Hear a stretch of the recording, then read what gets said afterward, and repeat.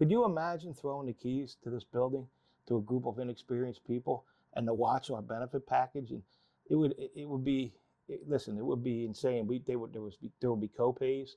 There would be administrative fees for your medical, dental, optical, prescription.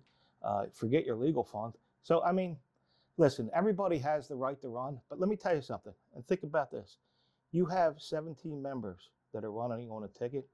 Usually, and I've been involved since I was a little kid, involved in FOP politics with my father and other relatives, but there's at least 2, 3, 4 people that have FOP experience.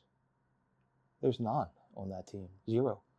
And that's their inexperience. They have no idea. They wouldn't know the difference between an arbitration and a disciplinary hearing. I mean, daily you have arbitrations, you have discipline, you have heart and lung, you have incidences that pop up daily.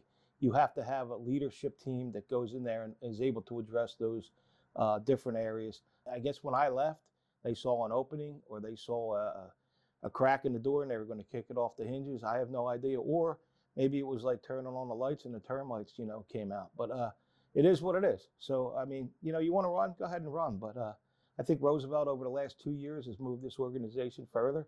The experience, and it's a different, people could say, hey, man, you're doing great. Hey, you're doing this. Until you're on that stage or until you're in that seat in the other office there, you don't know what it's like because you're the only one taking the hits.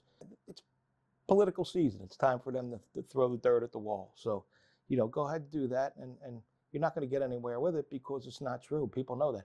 And to run, one thing you do, if you got to fight and you're going back and forth, and back in years ago when the Costellos were running and the Hearsts were running, there was all-out battles. I mean, broken windshields, things like that. Them days are over, but nobody ran to the paper and whined to, especially to a rag newspaper that don't like the police, don't like the FOP, apparently don't like me.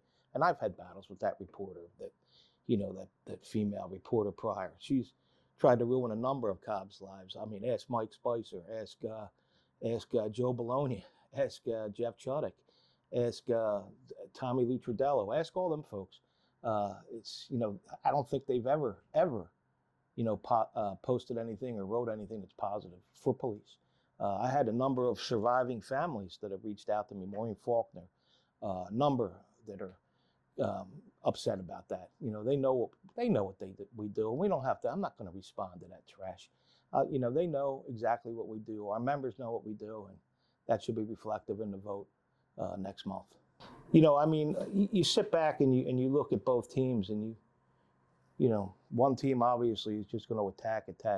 They haven't said anything, not one thing about anything they're going to do for the membership.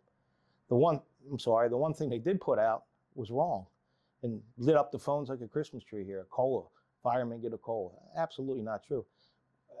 That list goes on. They don't say anything.